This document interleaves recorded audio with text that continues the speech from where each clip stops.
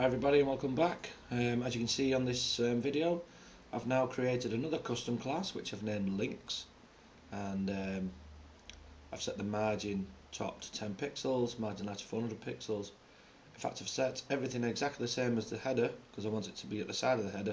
The only difference being that I've set the width to 500 pixels to allow for the links to actually fit in the box. Okay, so, and I've also wrapped around the div tag around my set of links. So if we run,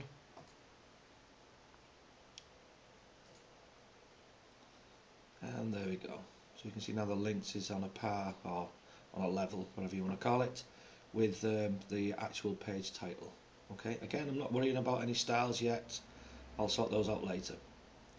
Okay, if I go back to Notepad, what we need to do now is we need to create some more boxes.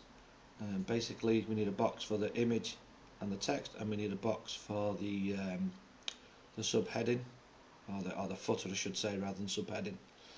Okay, so you have a go at that, doing that yourself.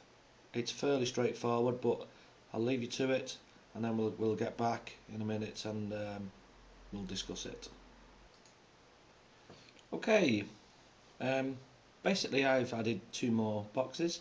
I've called one main. Be careful of calling it body. Obviously, there's a body tag that already exists, so CSS and HTML will not like that idea. And I've also called one footer. So I've set those up. As you can see, if I refresh the page, everything shifts across. Now the only problem I've got now is the fact that the text is not aligned to the picture. The text should be at the top of the page, basically. The other thing I've done as well, just to point out, is that I've been playing around with margin tops and so on, just to get a better look for the page.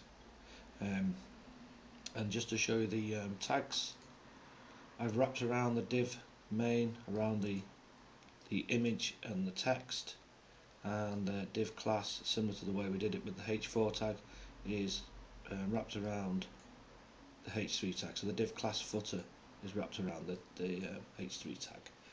Okay, again, looking at the picture, I'm not worried about any styles yet, colours, anything like that.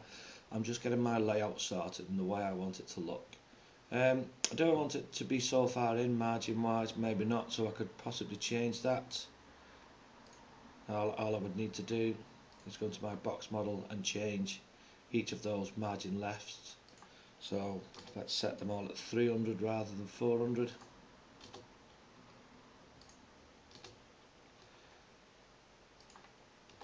There we go. If I save that, back to my Jimmy page, and it shifts across, and that's probably a slightly better view.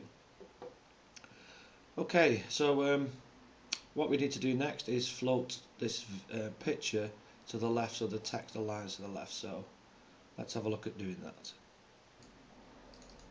Okay, to format the picture, it's quite straightforward.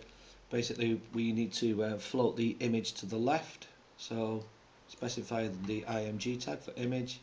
We float left, and we set a margin of 5 pixels, basically to space it away from the text slightly. So if I didn't have that margin in, that would be flush to the image and wouldn't look very nice. Okay, that's pretty much it really. All I need to do is apply some styles to the actual text itself. So I'll let you do that and have a little play around with it.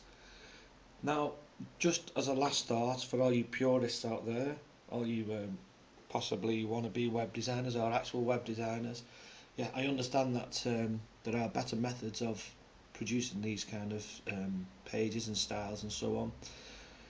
This is just a beginner's course. It will lead up to slightly more advanced stuff, so feel free to comment on YouTube. However, bear in mind that this is a beginner's lesson. Okay, thank you very much, and I'll see you in the next video.